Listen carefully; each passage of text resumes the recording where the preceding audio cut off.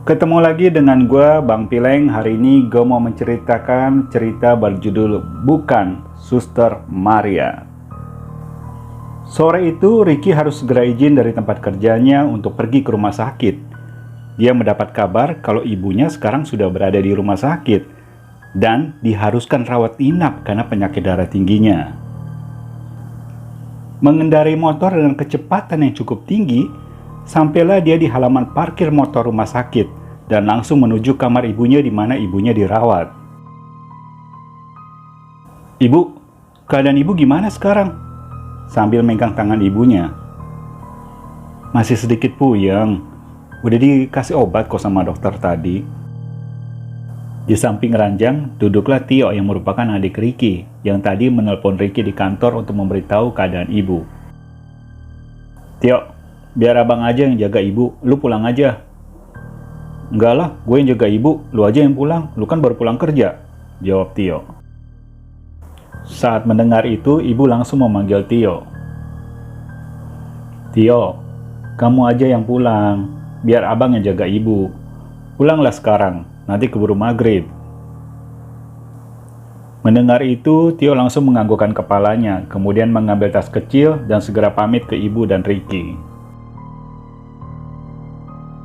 Malam itu waktu telah menunjukkan pukul 11 malam. Dilihatnya ibu sudah terlelap dengan tidurnya. Ricky juga memperhatikan botol infus yang tergantung di samping ranjang ibunya. Dilihat masih terisi banyak dan menetes dengan benar. Rasa jenuh di kamar mulai dirasakan Ricky. Akhirnya dia berjalan keluar kamar menuju lorong kamar dan menemui suster yang berjaga malam itu. "Suster, saya titip ibu ya. Ibu sudah tidur. Saya pengen cari makan dulu sama beli air minum." "Iya pak, baik pak," jawab salah satu suster di tempat itu. Ricky yang baru pertama kali berada di rumah sakit itu terlihat sangat kebingungan untuk mencari tempat makan atau kantin. Rumah sakit di mana ibunya Ricky dirawat adalah rumah sakit peninggalan zaman Belanda dan mengalami perluasan gedung di tahun 1960-an. Jadi, banyak terdapat lorong-lorong jalan antara ruangan satu dengan ruangan yang lainnya. "Kantinnya masih buka nggak ya? Banyak banget lorong jalan di sini, bikin gue bingung." Selagi dia mencari-cari kantin, matanya tertuju kepada seorang bapak yang ada di seberang lorong jalan. Dia pun segera menghampiri bapak itu. "Pak, kalau kantin ada di mana ya?" "Oh, lurus aja dek. Terus belok kiri, nanti ada lorong lagi, belok ke kanan. Jangan ke kiri, kalau ke kiri itu gedung lama." "Makasih ya pak," jawab Ricky sambil berjalan meninggalkan bapak itu. Jalan pelan dan sambil menikmati udara malam yang mulai terasa dingin, Ricky menelusuri lorong rumah sakit seperti yang diberitahu oleh bapak itu. Tiba di depan kantin, Ricky tuh langsung mengambil botol air mineral, roti, dan beberapa kue basah untuk dihitung dan dimasukkan ke dalam kantong kresek. Setelah selesai membayar, ia pun kembali melewati lorong rumah sakit. Sebelum sampai di ujung persimpangan lorong, dari jauh, Ricky melihat seorang suster berjalan menuju ke ujung persimpangan lorong yang akan dilewati Ricky nanti. Pas sudah sampai tepat di ujung persimpangan, Ricky itu tersenyum sambil menatap wajah suster itu. Tapi suster itu berjalan mendahului Ricky 3 meter di depan tanpa tersenyum sekalipun. Cantik banget, putih, tinggi, wangi lagi. Wajahnya tuh udah kayak campuran bule. Cantik banget. Ricky mempercepat langkahnya sampai akhirnya posisinya sudah tepat berada di samping suster itu. "Malam suster." Suster itu tidak menjawab. Sekali lagi nih Ricky coba menyapa. "Tugas malam suster?" "Iya," jawab suster sambil menolehkan wajahnya ke Ricky. Wajahnya yang cantik dan senyum manis membuat Ricky makin tertarik dengan suster itu. "Jaga di ruangan mana suster?" tanya Ricky lagi. "Ruangan anggrek." Jawaban yang singkat membuat Ricky tambah penasaran. "Oh ya, nama saya Ricky," sambil mengulurkan tangannya ke suster itu. Suster itu tersenyum dan membalas uluran tangan Ricky sambil menyebut namanya. Maria nama saya. Baru saja mereka berkenalan, sudah harus terpisah karena lorong rumah sakit. Suster Maria harus belok ke kiri menuju ruangan anggrek tempat dia menjaga malam itu. Sedangkan Ricky masih harus berjalan lurus menyelusuri lorong itu. Setelah terpisah beberapa meter, Ricky langsung loncat. Yes! Semoga Suster Maria jadi milik gua. Setelah sampai di tempat ibunya, Ricky pun akhirnya tertidur di samping ranjang ibu. Dia tersentak kaget dikala mendengar suara suster memasuki kamar. Dilihatnya jam tangan di dinding telah menunjukkan jam 7 pagi. Setelah suster melakukan tensi darah ibu dan menggantikan botol infus, suster pun kembali ke ruangan jaga. Ibu yang sudah terbangun dari tadi memanggil Ricky. "Kamu pulang aja, tidur di rumah." "Iya bu, tapi tunggu Tio datang dulu. Bentar lagi dia juga datang." Akhirnya Tio datang. Ricky pun pamit ke ibu untuk pulang ke rumah dan melanjutkan tidurnya. Waktu pun cepat berlalu. Sore telah terlewati. Sekarang waktu telah menunjukkan pukul jam 11 malam. Malam itu, Ricky kembali menjaga ibunya. Setelah ibu terlihat tidur, Ricky menarik selimut untuk menutupi badan ibunya. Dia melihat botol infus masih ada setengah botol. Dengan membuka pintu pelan-pelan, dia menuju ke lorong rumah sakit untuk pergi ke kantin yang semalam dia datangi. Hatinya tuh berharap banget malam ini bisa bertemu lagi dengan Suster Maria. Di sepanjang lorong yang dilewati, matanya tuh melihat ke kiri dan ke kanan. Dilihatnya malam itu sangat sepi, tak terlihat ada keluarga atau perawat yang berada di lorong itu. Saat dia melewati persimpangan lorong yang menuju ruang anggrek, Ricky berhenti melangkah. Matanya tertuju ke lorong itu. "Pengen ke sana, tapi gue malu." Ricky terdiam sejenak sampai akhirnya dia meneruskan langkahnya ke kantin. Seperti kemarin, Ricky membeli air mineral dan roti. Setelah selesai membayar, dia pun melangkah meninggalkan kantin. Jalannya sengaja diperlambat sambil membuka roti dan memakannya. Ricky terbayang-bayang dengan wajah Maria yang begitu cantik, kulitnya yang putih, tinggi, dan wangi. Dia berhenti, melangkah menatap ke lorong di mana pertama kali dia melihat Maria berjalan menuju perempatan lorong. Dibukanya botol air mineral yang dia beli. Sedikit demi sedikit diminumnya, air itu hingga setengah botol. Matanya tertuju ke lorong itu, berharap Suster Maria ada di lorong itu. Tapi ternyata tidak juga muncul. Akhirnya Ricky berjalan lagi memasuki lorong rumah sakit yang lurus. Setelah melewati perempatan lorong, baru saja melangkah 5 meter, dia merasa ada seseorang di belakang badannya dan jaraknya sangat dekat. Saat itu juga dia menoleh ke belakang. Ternyata, "Maria, kok saya tidak lihat kamu?" Maria hanya terdiam, bahkan tersenyum pun tidak. "Maria, kamu dari mana?" Maria tetap tersenyum. Dia terus berjalan tepat di samping Ricky. "Kok kamu diam aja? Ada masalah ya? Coba dong cerita sama saya. Siapa tahu saya bisa bantu." Lagi-lagi Maria tidak menjawab sepatah kata pun. Sampai akhirnya mereka berada tepat di lorong di mana Maria harus belok ke kiri menuju ruang kerjanya, yaitu di ruangan anggrek. Malam itu, Ricky sedikit kecewa. Dia kembali ke kamar ibunya. Dengan rasa gelisah, dia hanya duduk termenung di kursi, dan malam itu dilewati tanpa rasa mengantuk sedikit pun. Pagi sekitar jam 8, Ricky pamit ke ibu setelah Theo datang untuk menggantikannya. Di saat dia melewati ruang admin pendaftaran pasien rawat inap, matanya tertuju pada seseorang suster, berbadan tinggi dan berkulit putih.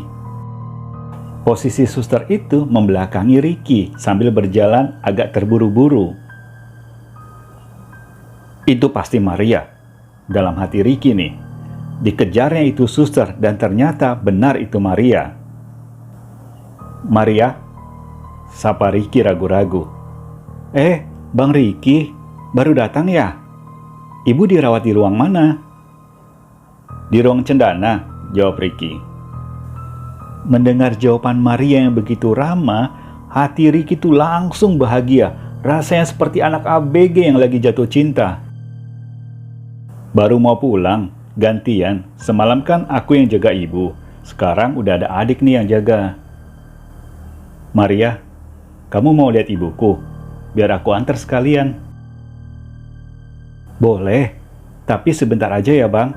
Soalnya adikku gak lama lagi jemput, jawab Maria. Mereka berdua berjalan menuju ke ruang cendana. Di perjalanan, Ricky tidak berani bertanya tentang sikap Maria semalam kepadanya. Setelah sampai di ruangan, Ricky langsung memperkenalkan kepada ibunya. Bu, kenalin, ini Maria. Suster di sini juga. Ibu tersenyum dan menjabat uluran tangan Maria. Saya Maria, Bu. Kalian ini berdua teman satu sekolah atau teman? Baru kenal kemarin, Bu. Ricky memotong pembicaraan ibunya. Setelah kurang lebih 15 menit mereka berbincang-bincang, akhirnya Maria pamit ke ibu untuk segera pulang. Setelah Maria keluar dari pintu kamar, ibu langsung tersenyum melihat raut wajah Ricky.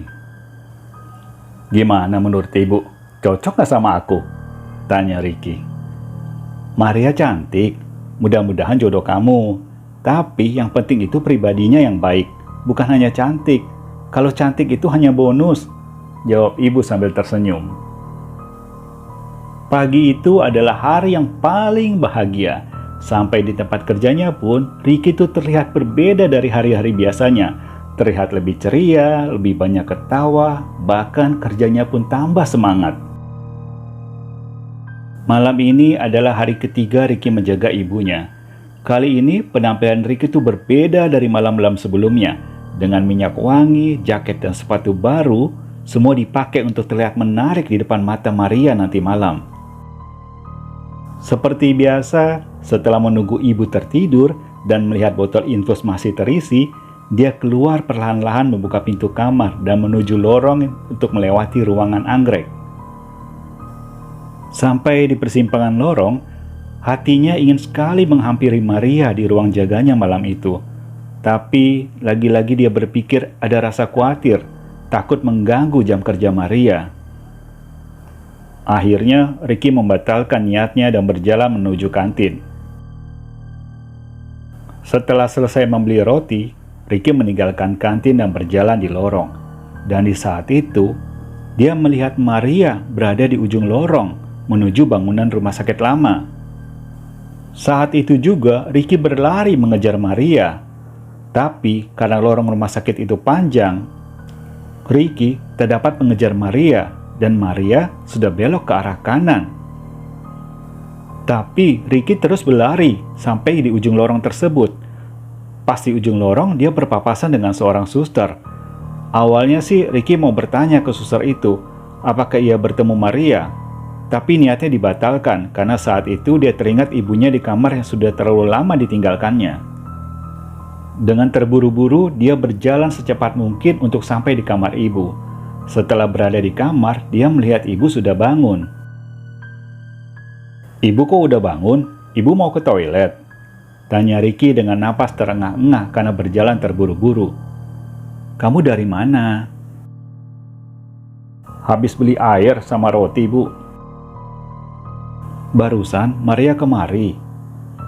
Maria membangunkan ibu. Ibu ajak bicara tapi dia tidak mau, dia diam aja, cuman tersenyum. Mungkin ada yang mau dibicarakan, tapi karena kamu tidak ada, jadi dia malu mungkin. Wajah Ricky langsung berubah mendengar apa kata ibu. Dia berpikir, apakah yang di lorong tadi yang dia lihat itu bukan Maria? Tapi dia itu suster yang berpapasan dengannya tadi. Tapi kenapa juga dia ke ruangan ibu malam-malam begini? Di saat dia masih berpikir apa yang terjadi barusan, tiba-tiba dia tersentak kaget mendengar suara ibu. Ricky, coba pagi kamu temui Maria, tanya ada apa. Ricky hanya terdiam. Pagi sekitar jam 10, Ricky langsung menemui Maria di ruangan anggrek.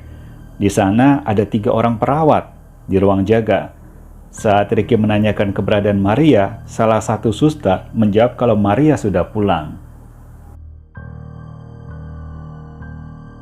Pagi itu, Ricky pulang dengan wajah lesu dan kecewa. Pagi pun telah berganti menjadi malam, dan malam ini seperti biasa setelah menunggu ibu tertidur, sekitar jam 11, Ricky keluar untuk menemui Maria. Di lorong jalan menuju ke ruangan anggrek, Ricky berhenti sebentar. Niatnya mau menemui Maria, tapi karena ragu-ragu dan ada rasa tidak enak menemui Maria di jam kerja, akhirnya niatnya dibatalkan lagi. Dia meneruskan langkahnya ke arah kantin. Saat tepat berada di tengah-tengah perempatan lorong rumah sakit, dia menolehkan kepalanya ke kiri dan ternyata ada Maria di tengah lorong itu sambil melambaikan tangan memanggil Ricky. Niat untuk ke kantin dibatalkannya, dia mempercepat langkah kakinya menghampiri Maria. "Maria, dari mana?" Maria hanya terdiam. Wanita itu membalikan badannya menuju lorong di mana Ricky kemarin malam melihat Maria menghilang di situ. "Bang, temani saya," kata wanita itu. "Boleh, mau kemana?" "Ke situ, Bang," sambil menunjukkan ke sebuah ruangan yang pintunya terbuka. Setelah sampai di depan pintu ruangan, mereka pun masuk ke dalam. Melihat isi ruangan, Ricky langsung tersentak kaget. "Maria, Maria, ini kan kamar mayat. Kamu ngapain ke sini?" "Saya memang di sini, Bang," kata wanita itu sambil berjalan ke depan membelakangi Ricky. Mulai ada rasa takut dan curiga, tapi karena yang dilihatnya di hadapannya itu adalah Maria, wanita yang membuat dia mulai jatuh cinta, dia memberanikan diri untuk menemaninya, walaupun harus ke kamar mayat sekalipun. "Maria, Maria." Tidak ada jawaban. Dipanggilnya sekali lagi, "Maria, kamu ada kerjaan apa di sini?" Hidung Ricky tiba-tiba mulai mencium bau darah dan amis. Perlahan-lahan, Maria yang membelakangi Ricky mulai berubah. Bajunya berubah menjadi baju putih panjang, rambutnya yang semula terikat rapi tiba-tiba terurai panjang sepinggang. Wanita itu membalikan badannya. "Saya bukan Maria, Bang." Lihat Maria telah berubah menjadi sosok wanita dengan wajah yang rusak berdarah-darah dan menakutkan, langsung jatuh pingsan. Tersentak bangun dari pingsannya saat Ricky merasakan ada yang memegang tangannya. Saat itu, Ricky sudah berada di lorong jalan dan dikelilingi oleh 3 laki-laki. Ricky memegangi kepalanya yang masih terasa sakit karena terbentur lantai saat jatuh pingsan. "Saya sudah memperhatikan adik dari tadi. Saya lihat adik ini berbicara sendiri di lorong sambil berjalan. Kebetulan saya habis dari kantin di seberang sana. Terus saya ikuti karena penasaran.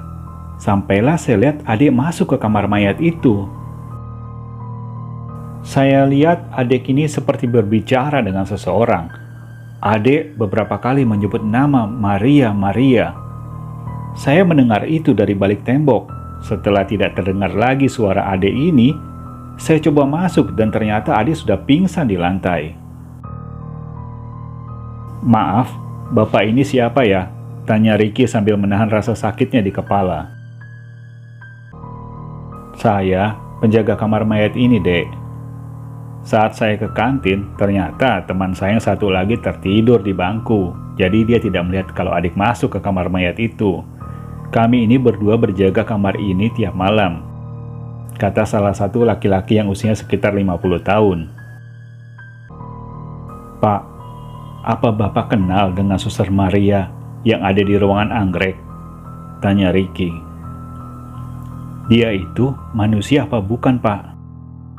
Mendengar perkataan Ricky, ketiga laki-laki itu langsung tertawa. "Manusia, Dek. Suster Maria itu manusia. Orangnya yang tinggi, cantik, dan selalu wangi itu kan? Ricky menganggukkan kepalanya, kemudian dia menceritakan apa yang barusan terjadi di alaminya. Wanita yang Ade lihat di kamar mayat itu, dia penghuni rumah sakit ini sudah lama. Dia itu sering merubah wujudnya menjadi siapa aja yang dia mau deh, terutama wanita. Bukan cuma kamu, udah banyak yang mengalami hal kayak gini. Lebih baik sekarang Ade kembali ke ruangan ibu. Kasihan ibunya, gak ada yang jagain. Ntar diantar sama Pak John. Pak John adalah salah satu dari mereka bertiga. Dan ia adalah security di rumah sakit tersebut. Tiba sampai di kamar, ibu masih terlihat pulas. Ricky langsung duduk, badannya begitu lemas, jantungnya masih berdebar-debar. Terkadang matanya masih melihat ke kiri ke kanan, takut-takut kalau wanita yang temuinya di kamar mayat itu mengikutinya sampai kamar. Matanya tidak bisa diperjamkan hingga pagi. Malam itu dilewati Ricky dengan penuh ketakutan, sampai tak terasa sinar matahari mulai menyinari kamar ibu. Dilihatnya ibunya sudah terbangun. Dia minta izin ke ibu untuk menemui Maria saat itu juga. Tapi Ricky tidak menceritakan apa yang dialaminya semalam ke ibu. Dengan berjalan terburu-buru, Ricky akhirnya tiba di ruang anggrek. Dilihatnya Maria sedang duduk sendirian di ruang jaga. Perlahan-lahan Ricky mulai mendekati Maria. Maria, kamu betul Maria? Maria tertawa saat itu. Dahinya berkerut mendengar perkataan Ricky. Maria, kamu manusia kan?